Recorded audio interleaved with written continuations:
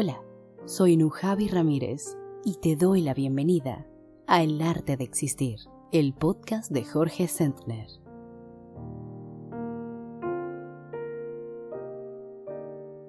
Existir es un arte cuando abordamos conscientemente nuestras relaciones, nuestro trabajo, cualquier aspecto de nuestra vida cotidiana.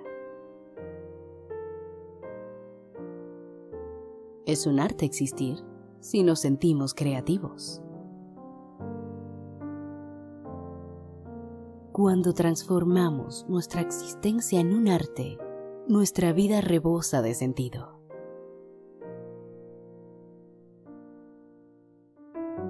Bienvenida, bienvenido a El Arte de Existir, el podcast de Jorge Sentner. ¿Cómo hacer de nuestra existencia un arte? Soy Jorge Sentner. Gracias por acompañarme en el 15º episodio de El Arte de Existir.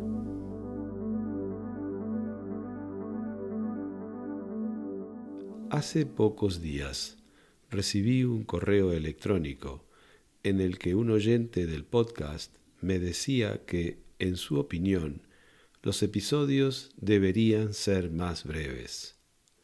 Más cortos, dice, serían más interesantes. 20 minutos bastarían.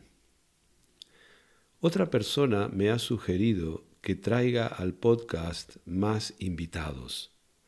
Se trata, según ella, de que yo hable menos y de que haga más entrevistas en las que otras personas cuenten sus experiencias. Mi hijo, que está a punto de cumplir 16 años, opina que el formato de El Arte de Existir es excesivamente rígido. En su opinión, sería un podcast más accesible si lo realizara en directo de un modo más informal y lo acompañara de vídeos en YouTube. Me han comentado también que a veces hablo excesivamente lento, que el ritmo puede llegar a ser soporífero, que debería acelerar un poco. Para ser plenamente sincero, debo decir que tampoco faltan mensajes con elogios, con aprobados.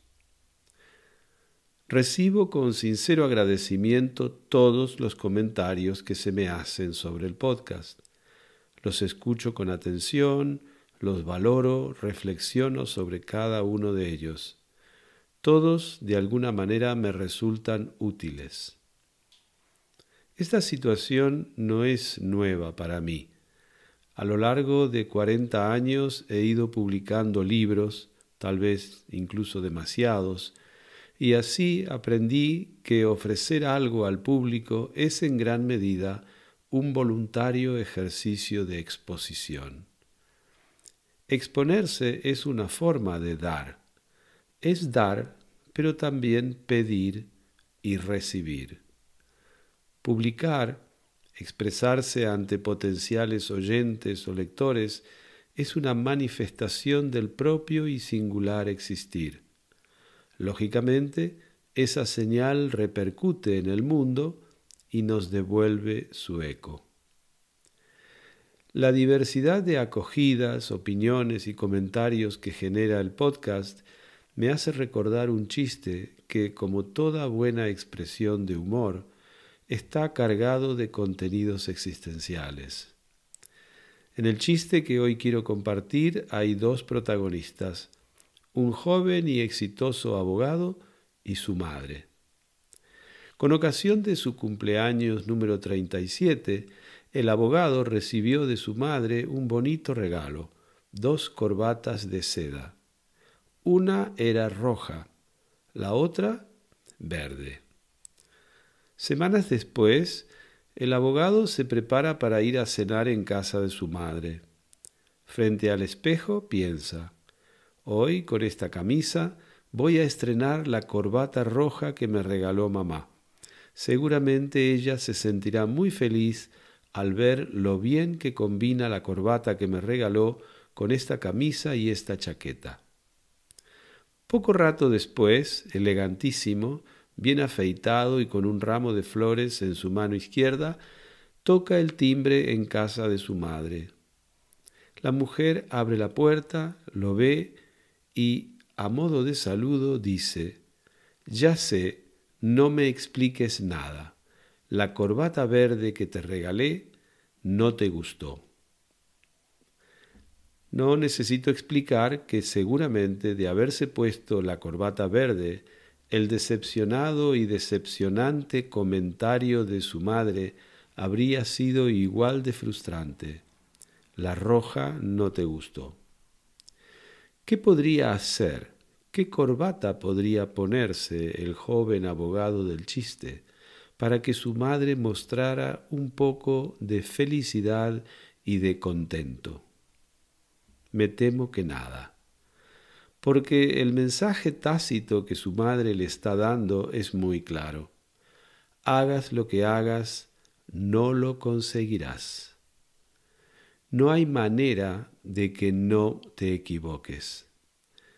En el caso de que el hijo de esta mujer no comprendiera ese mensaje y se obstinara en intentar hacerla feliz, pues simplemente se volvería loco.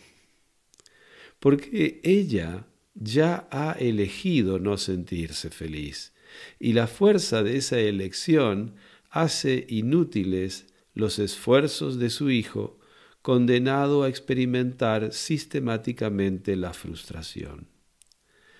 ¿Cómo podría salvarse de la locura el joven abogado del chiste? Evidentemente, aceptando lo obvio, que nadie tiene el poder de hacer feliz o contentar plenamente a otra persona.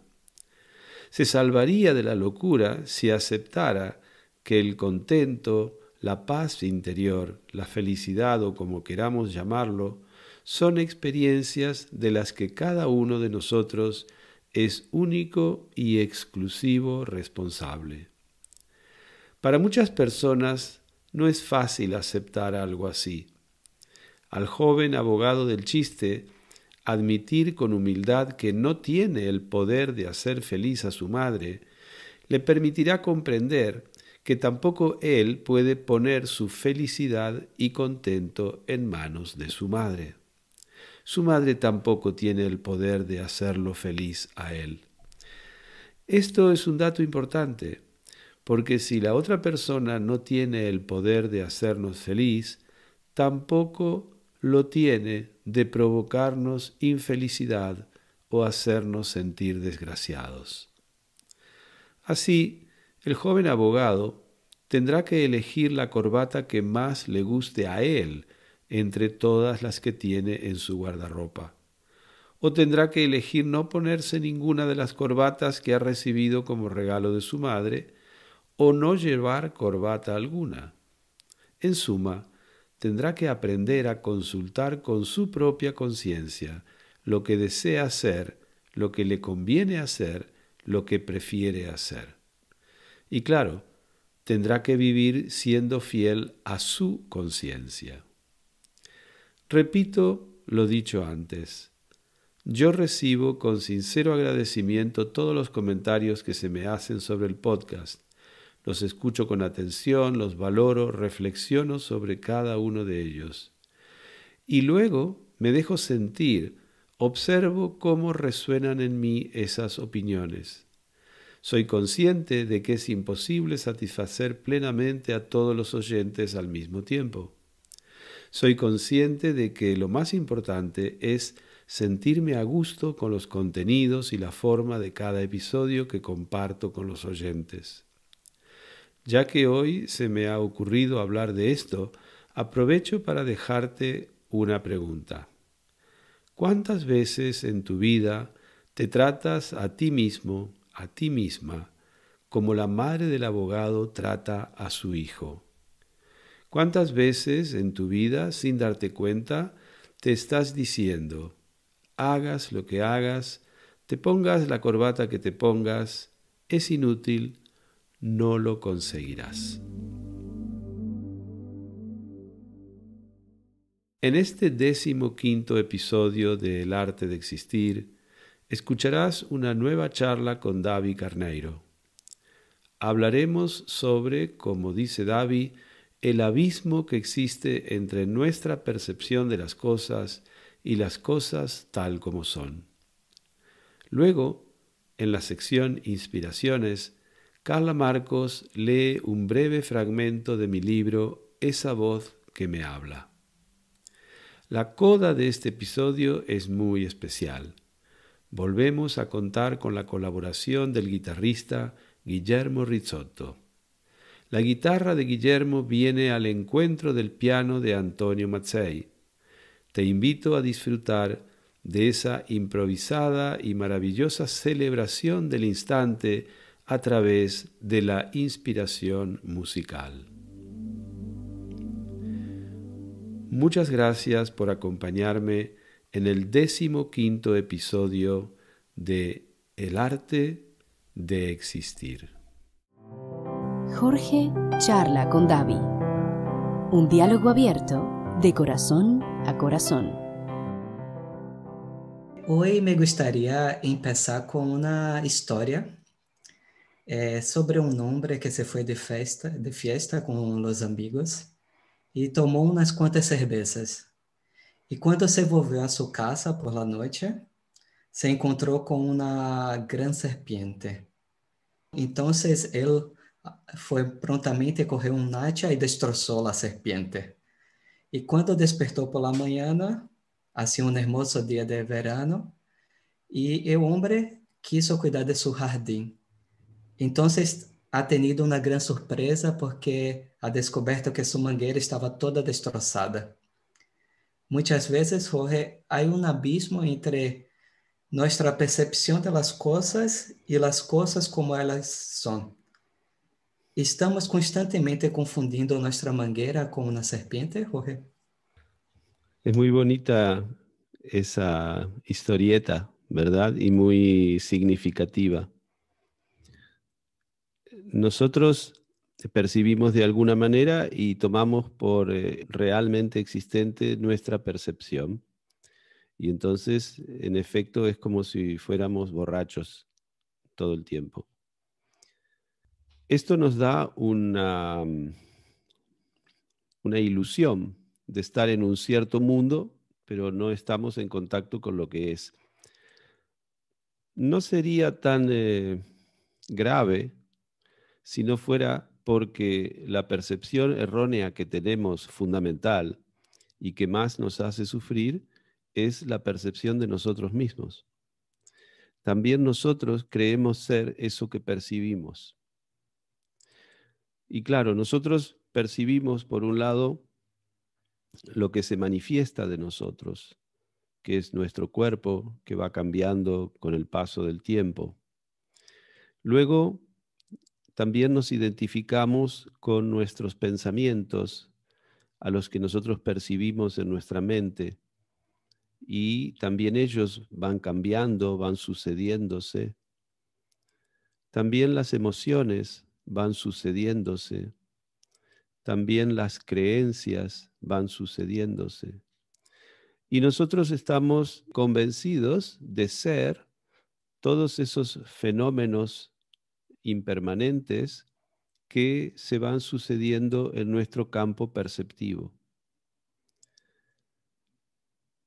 ¿Qué genera esto? Esto genera un desajuste entre nuestra experiencia en el mundo y el mundo mismo, entre la percepción que tenemos de nosotros mismos y quién de verdad somos. El hombre del cuento que tú narrabas al principio tuvo miedo de la serpiente. No es por casualidad que él lo que vio fue algo que le dio miedo y lo atacó. Nosotros también al mundo que percibimos le tememos. Y también al yo que percibimos, lo percibimos como un yo lleno de temor. Identificados con ese yo lleno de temor, dominado por el miedo, vamos por el mundo con un hacha en la mano, combatiendo, destrozando. Y sobre todo, guiados por el miedo a la desaparición o a la herida. Entonces nuestra actitud es por un lado defensiva y por otro lado agresiva. Y vamos como latiendo entre esos dos polos que nos cierran y para defendernos o nos hacen huir o nos hacen atacar. Esta falsa percepción o esta errónea percepción de quién somos, evidentemente nos impide vivir en la energía de nuestra verdadera naturaleza. Pero por esos defectos de percepción nos cuesta mucho contactar, reconocer y aceptar nuestra auténtica naturaleza. De hecho, esta fue la enseñanza que dejó el Buda histórico, el Buda Shakyamuni, tras su iluminación. ¿Qué es la iluminación? ¿Qué es el despertar? El despertar es precisamente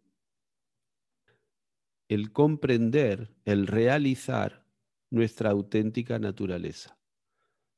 Es como trascender las falsas percepciones, todas las erróneas percepciones de nosotros mismos y del mundo. Y esto es lo que se llama el autoconocimiento, el saber quién uno es. En el budismo, la meditación, si algún objetivo se le puede atribuir, es justamente de facilitar el contacto con nuestra verdadera naturaleza. Evidentemente, cuando nosotros llegamos, si tenemos la suerte de llegar a ese punto de realización, la energía con la que estamos en el mundo cambia radicalmente.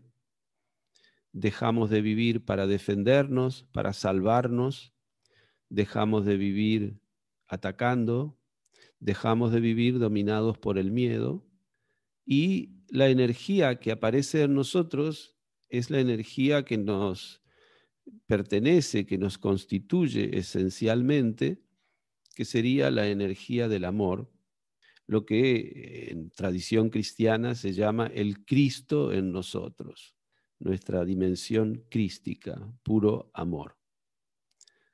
A veces, este rasgar el velo, como también se le suele decir, rasgar el velo de la ilusión, o despertarse, o iluminarse, hay mil expresiones para hablar de este estado en el que conseguimos liberarnos, también se habla de liberarnos de estas falsas percepciones. A veces ocurre espontáneamente y hay personas que experimentan eso en su vida diaria, en su vida cotidiana.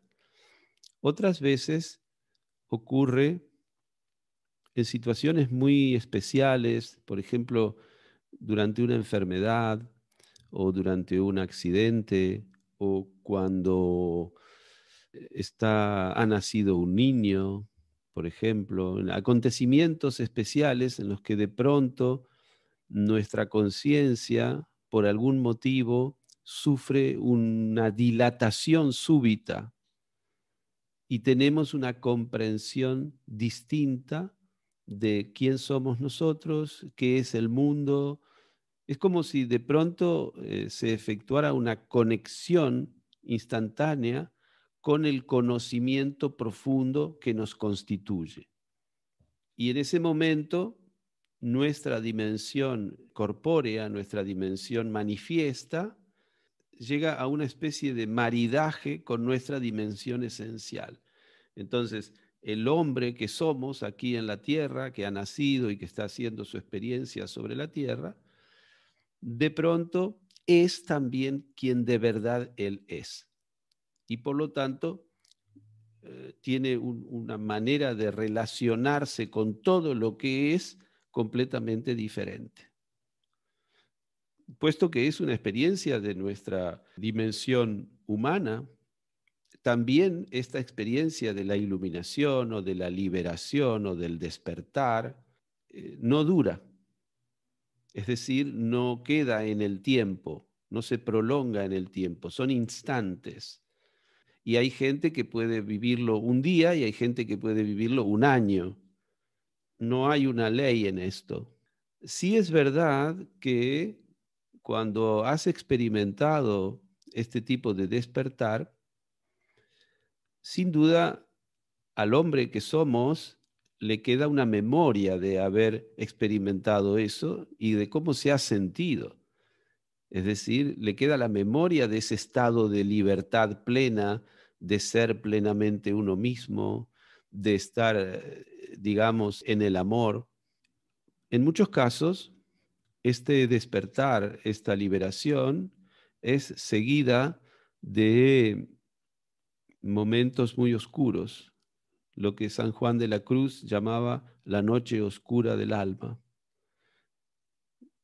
Y luego es posible que uno vuelva a tener ese tipo de iluminación o no. No hay reglas en esto. En todo caso, mi experiencia es que nosotros podemos introducir en nuestra vida cotidiana algunas prácticas que nos ayuden a estar más alertas ante estos espejismos que nos ofrece nuestra percepción. Podemos estar más alertas, dándonos cuenta más rápidamente que estamos atacando a una manguera y no a una serpiente. Estos ejercicios, estas prácticas, son las distintas prácticas meditativas. Las meditaciones es un buen entrenamiento, porque en última instancia de lo que se trata es de mantener un estado de alerta, un estado que se llama de atención. La atención al instante presente es como una puerta de entrada a esa dimensión de la conciencia. Uno de los errores de percepción que nosotros tenemos y que más nos hacen sufrir es que nos vemos vivir exclusivamente en el tiempo. Nos concebimos existiendo exclusivamente en lo cronológico. A partir de este vernos vivir en lo cronológico, y lo vemos porque envejecemos, porque todo cambia, porque pasan las estaciones, porque la noche sigue al día, ¿verdad? Para nosotros todos los inputs que recibimos nos hablan de una exclusiva existencia en lo cronológico. Sobra decir que si vivimos exclusivamente en lo cronológico, estamos yendo hacia el final. Es decir, que venimos de un nacimiento y vamos hacia una muerte. Y esa es la única percepción que tenemos. Claro, las prácticas de la atención en la que nosotros profundizamos en el instante presente nos permiten tener la experiencia de esa eternidad del instante presente. Entonces, con la práctica de esta eternidad del instante presente en el que estamos existiendo, se nos abre la comprensión de nuestra múltiple dimensionalidad. Es decir, es verdad, hemos nacido, tenemos un cuerpo, vamos envejeciendo, los días pasan, vamos hacia la muerte. Y también es verdad que tenemos a veces la experiencia de un eterno presente, de una eterna libertad, de una conciencia sin límite, de una omnisciencia, de una omnipresencia. El tema está en que nosotros habitualmente estamos confundiendo la manguera con la serpiente. Ni siquiera tenemos la sospecha de esta doble dimensionalidad. A veces, en algunas corrientes de lo que se llaman buscadores espirituales, hay una tendencia a pasarnos al otro extremo y negar nuestra dimensión humana y material. Sí, todo es una ilusión, todo es ilusión. Sí, está muy bien decir que todo es ilusión, pero cuando te duele una muela, te duele una muela. Y cuando no tienes dinero para pagar el alquiler, no tienes dinero. Y cuando se te muere un ser querido, se te muere un ser querido. Querer despegarse de toda esa experiencia natural al humano, a la dimensión humana, es justamente lo que se llama un bypass espiritual. Es decir, en nombre de una supuesta profundización en el conocimiento de quién somos y en el reconocimiento de nuestra dimensión trascendente, se niega nuestra experiencia en el plano de lo inmanente, de lo manifestado. Y eso no es más que una especie de evitación de todas las experiencias que son justamente lo que nosotros tenemos que vivir. Es el sentido de tener un cuerpo, es el sentido de relacionarnos con otras personas, es el sentido de estar viviendo en el tiempo, justamente. Atravesar emociones, vivir en nuestro cuerpo esa alquimia energética que es sentir cosas que nos van a permitir justamente transformarnos en una conciencia más dilatada y en un conocimiento más profundo de quién somos. A mí en estos casos me gusta jugar con la imagen de que todos hemos sido en algún momento Adán y Eva. Y cuando digo todos, no estoy diciendo que los hombres hemos sido Adán y las mujeres han sido Eva. No, quiero decir que todos hemos sido Adán y Eva. Todos hemos sido lo uno. Y en algún momento, según cuenta la leyenda, y yo creo que la leyenda de Adán y Eva, digamos, hace una buena pedagogía del conocimiento, en algún momento nuestra parte femenina ha querido conocer. Ha querido conocer porque estar y vivir en el paraíso, en el jardín del Edén, no era suficiente. Y entonces nuestra parte femenina se ha sentido inclinada a morder de la fruta del árbol del conocimiento. Evidentemente no se trataba de ir a la universidad, se trataba de entrar en la dimensión de lo doble, del dos. Era pasar de lo uno al dos. ¿Para qué? Justamente para conocer, es decir, para vivir la experiencia del hambre, del deseo sexual, del miedo, de la ira, de los celos, del miedo a la muerte, del amor por los hijos, todo aquello de lo que Adán y Eva estaban privados en el jardín del Edén. Gracias a ese paso que dio Eva de, en algún modo, prestar oído a esa pulsión de conocimiento, de entrar en el mundo de la experiencia, Adán y Eva, como sabemos, fueron expulsados del paraíso, es decir, nacimos. Es decir, hemos pasado de ser Adán y Eva a ser o Adán o Eva. Y ese es nuestro nacimiento. Al entrar nosotros en el mundo de la experiencia, al nacer en un cuerpo encarnados y tener que respirar y tener que comer, relacionarnos, etc., necesariamente experimentamos todo el tiempo una nostalgia de ese paraíso, que es la nostalgia del paraíso perdido, que podríamos traducir como ese sentimiento de vacío, de falta, de carencia, que justamente es el motor, la gasolina que nos hace vivir las experiencias y que se llama vulgarmente el deseo. El deseo sería esa nostalgia de que lo dos vuelva a ser uno.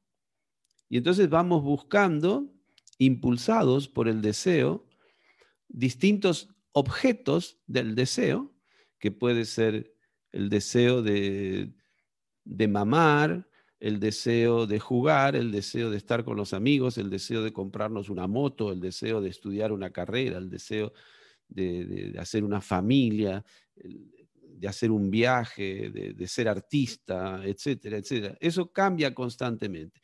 ¿Y qué es lo que a nosotros nos moviliza? Nos moviliza justamente el sentir esa nostalgia del paraíso perdido. Y cada vez que nosotros en esta dimensión orientamos nuestra acción hasta conseguir el objeto del deseo, ese deseo que es lábil, ese cambia de objeto y se va a otro lugar y nos relanza otra vez hacia una mayor vitalidad, a nuevos objetivos, nuevas metas. Evidentemente, nuestra experiencia nos muestra que aquí, en esta dimensión de lo humano, nunca alcanzamos ese objetivo total de volver al paraíso perdido, excepto justamente si alcanzamos lo que se llama nirvana, es decir, la iluminación. Eso es exactamente lo que ocurre cuando trascendemos esa conciencia limitada de lo doble, de lo dual, y tenemos la experiencia de la no dualidad. Justamente lo que experimentamos cuando vivimos esos momentos de iluminación es esa plenitud, esa libertad, esa sensación de aceptar la vida tal como es y de conocernos a nosotros mismos reconociendo esa dimensión de lo uno que nuestras percepciones vulgares nos impiden alcanzar. Entonces, fíjate cómo, de algún modo, cuando estamos hablando de trascender los límites de nuestra percepción, estamos hablando de una dilatación de la conciencia que nos revela nuestra auténtica naturaleza, que nos revela y nos pone en contacto con nuestro origen. Y eso no quiere decir que al mismo tiempo, dado que seguimos encarnados, no vayamos a vivir todos los acontecimientos y experiencias energéticas de una vida emocional. Solo que viviremos esa experiencia en el plano de lo terreno, en el plano de lo humano, acompañados por la presencia de esa dimensión trascendente. Podríamos decirlo más fácil como que el humano hará su vida, trabajará, se ganará su pan, ¿verdad? Se relacionará, tendrá sus amistades, etcétera, etcétera. Pero todo lo que va a vivir en su vida cotidiana lo hará acompañado por esa presencia que es puro amor y que le transmite evidentemente una gran paz, un gran alivio y le da mucha confianza para asumir todas las alternativas de una vida humana que hay que vivir en el terreno de lo cronológico, en el terreno de lo limitado.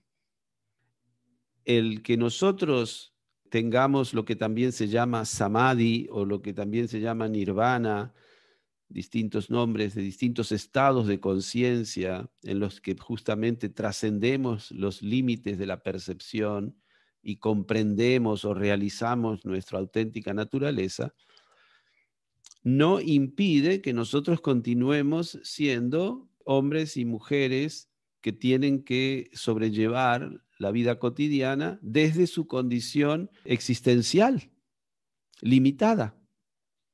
Es decir, que tienen que confrontarse de todos modos a la finitud, tienen que confrontarse a la solitud, tienen que confrontarse a la imperfección y tienen que confrontarse también a la responsabilidad, a los límites de la libertad que tenemos en este plano. ¿Y este conocimiento estaría disponible para todo mundo o sería para una persona que tiene años y años de práctica de meditación o se tiene que hacer un monje para tener este conocimiento? No, te lo decía en algún momento, este conocimiento no es algo a obtener. Cuando alcanzas este conocimiento, te das cuenta que eres este conocimiento. ¿Qué quiere decir somos este conocimiento? Todos somos conciencia. El conocimiento está en la conciencia. La toma de conciencia de quién soy implica el acceso a ese conocimiento. Y esto naturalmente que está al alcance de cualquier persona, porque todas las personas son conocimiento. Y como decía el Buda, todo el mundo está iluminado, que están distraídos y no nos damos cuenta. Entonces, hay mucha gente que realiza este conocimiento, es decir, se da cuenta sin haber en su vida meditado ni saber que existe la meditación ni nada por el estilo. Nosotros, porque estamos en una cultura bastante alienada, bastante alejada de sus orígenes, de sus fuentes, y por lo tanto hemos descubierto en los últimos siglos, tal vez el último siglo, estas técnicas de la meditación que se han conservado y se han desarrollado mucho en Oriente, aunque también en Occidente ha habido meditadores desde siempre, pero no es para nada algo exclusivo a sabios o no. Al contrario, hay muchísima gente en el mundo que simplemente tiene una percepción de lo que es y una relación con lo que es de forma completamente espontánea, natural. Adopta muchísimas formas esto. A veces adopta la forma de la fe, a veces adopta la forma de la pasión por el arte. No te olvides que estamos nosotros, cuando hablamos de estas cosas, estamos dibujando un mapa, no estamos tocando el territorio y hay infinitos mapas. Nosotros estamos hablando de cosas y esto de lo que estamos hablando no se deja aprehender por el lenguaje. Por lo tanto, hay infinitos discursos. Gran parte de la poesía universal es un intento de aprehender esta experiencia. Gran parte de la pintura, de la música, de todas las artes, son intentos a través de distintas materias y a través de distintas formas de aprehender esta experiencia de lo trascendente, de lo sublime, pero también en la vida cotidiana, en actos de la vida diaria, en la manera de poner un plato delante de la persona con hambre, a veces también se está expresando esto, en la manera de cuidar una planta o de peinar a un niño. En última instancia, de lo que estamos hablando, David, es de cómo a veces el amor se impone al miedo y nosotros encarnamos esa energía del amor y cómo la mayor parte del tiempo estamos en el olvido de nuestra auténtica naturaleza y encarnamos generalmente la energía del miedo. Olvidamos quiénes somos. Jorge, ¿y lo cuán importante ha sido en tu experiencia, en tu vida, este profundizar en un proceso de conocimiento de sí? Porque yo sé que tú has tenido un momento en que sufría muchísimo y que tenía muchísimo sufrimiento inútil, ¿no? En tu vida. ¿Cuán importante ha sido para ti? Yo lo pondría a la altura de la importancia del nacimiento. Es decir, hubo una muerte y un renacer. Así que es difícil de valorar la importancia porque es tan importante como haber nacido. No fue más importante el haber nacido en el parto, digamos, de mi madre que el haber nacido otra vez a este nuevo estado de conciencia cuando yo me di cuenta. Yo la sensación que tuve en ese momento, era un hombre ya de más de 45 años, cuando eso me ocurrió, fue de entrar otra vez en el mundo con un bagaje completamente distinto y un modo completamente diferente de estar en el mundo. Con lo cual, ese sufrimiento tan largo que yo había tenido y que me había llevado incluso a enfermarme físicamente, instantáneamente desapareció. Lo cual no quiere decir que luego no vuelva, pero tengo el recuerdo de haber vivido, de haber sido otra cosa. Y también tengo las prácticas que son como un mantenimiento, digamos, ¿no? Para no olvidar, es decir, para poder mantener la conciencia abierta a mi verdadera condición. Y es un camino sin final, esto no tiene ningún acabamiento, quiero decir, la vida, por suerte, nos está poniendo delante todos los días nuevas experiencias que nos demandan una reactualización de la conciencia, como un update constante al mismo tiempo que vamos viviendo. Y el sufrimiento es justamente esa luz en el salpicadero, digamos, del coche que nos avisa que estamos otra vez olvidándonos de nuestra auténtica naturaleza, que estamos alienados, que estamos confundiendo la serpiente con una manguera. Esto nos pasa todos los días. A mí me pasa todo el tiempo. Es decir, no hay nada en este sentido que se acumule. Lo que hay sí son herramientas y son, digamos, memorias de haber vivido otra cosa mejor. Pero en el Zen hay unas enseñanzas muy, muy precisas. Y yo creo que una de las principales enseñanzas en la meditación Zen, en la práctica de Zazen, es de cultivar el espíritu del principiante, de no perder el espíritu del principiante. A la que tú te crees que aprendiste algo o que te iluminaste o que lo ves más claro, la vida te da con un garrote. En el Zen siempre estás sentado en el suelo y no hay manera de levantarse del suelo. Siempre te vas a volver a sentar en el suelo.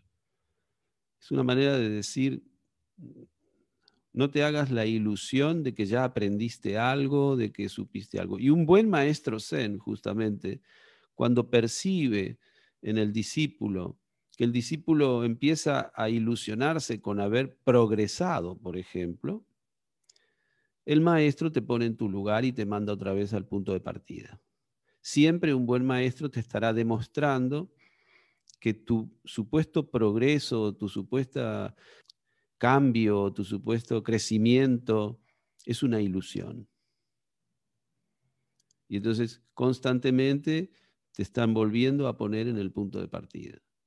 Y es una de las, a mi entender, una de las enseñanzas más poderosas y que más ayudan a una persona en lo que podríamos llamar pincharle el globo de la ilusión al practicante de la meditación. Sí. Porque justamente creer que uno progresa, David, es mantenerse en lo cronológico y en lo sucesivo. Es perder de vista el instante presente. Es entrar otra vez en una especie de capitalización de la práctica espiritual. Eso es justamente lo absurdo, lo más absurdo. Cuando la práctica espiritual lo que te pone es en el instante presente. Entonces, cultivar el espíritu del principiante. En cada instante estás volviendo a empezar. Siempre estás volviendo a empezar. Cada vez que te sientas a meditar es la primera vez que te sientas a meditar. Esto es una enseñanza que, si te cala realmente en la conciencia, lo llevas a todos los órdenes de la vida. Y sabes que lo que estás haciendo, lo estás haciendo en el instante presente y para el instante presente. No estás sembrando para cosechar mañana. Estás sembrando para cosechar en el mismo instante en que siembras. Si no, te estás engañando. la práctica de cultivar el espíritu del principiante. Es una de las más ricas y profundas prácticas que aporta esta sabiduría oriental a nuestra cultura occidental. Aquí estamos siempre en la idea de progreso, en la idea de acumulación, en la idea de superación, en la idea de cambio, en la idea de mejora. Practicar el espíritu del principiante te pincha el globo de todas esas ilusiones. En cada instante vuelves a nacer y vuelves a empezar. Y naturalmente en cada instante mueres, porque vuelves a nacer y vuelves a empezar. Es também, Jorge, uma prática de humildade, não? Para que possamos ter uma relação mais humilde com a vida, não? Fundamentalmente, claro. Porque una de los errores de percepción es creer que somos siempre el centro de todo, ¿no? Este egocentrismo. Naturalmente. Pero esto no solo pasa en el plano de lo individual, también pasa en el plano de la especie. Fíjate que el conocimiento de que la Tierra no es el centro del universo, ni siquiera de nuestra galaxia, es muy reciente. Si lo comparas con la cantidad de años que hay humanidad en la Tierra, el conocimiento de que no somos el centro del cosmos es muy, muy reciente. Imagínate todo lo que todavía nos falta conocer y ampliar como conciencia respecto a nuestra situación en el cosmos y lo mismo respecto a nuestra situación individual en el cosmos. Muchas gracias, Jorge. Gracias, David.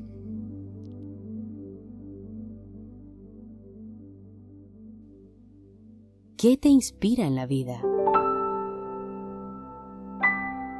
¿Qué te inspira a levantarte de la cama cada mañana? A reír, a pasear, a trabajar, a relacionarte con tal o cual persona. Exploremos, juntos, el infinito paisaje de las inspiraciones. Sumérgete más y más en el mar de tu consciencia. Húndete en el infinito de los números. Ve hacia el abismo más profundo y oscuro del mar. Visita el lugar donde los peces se alimentan de paz.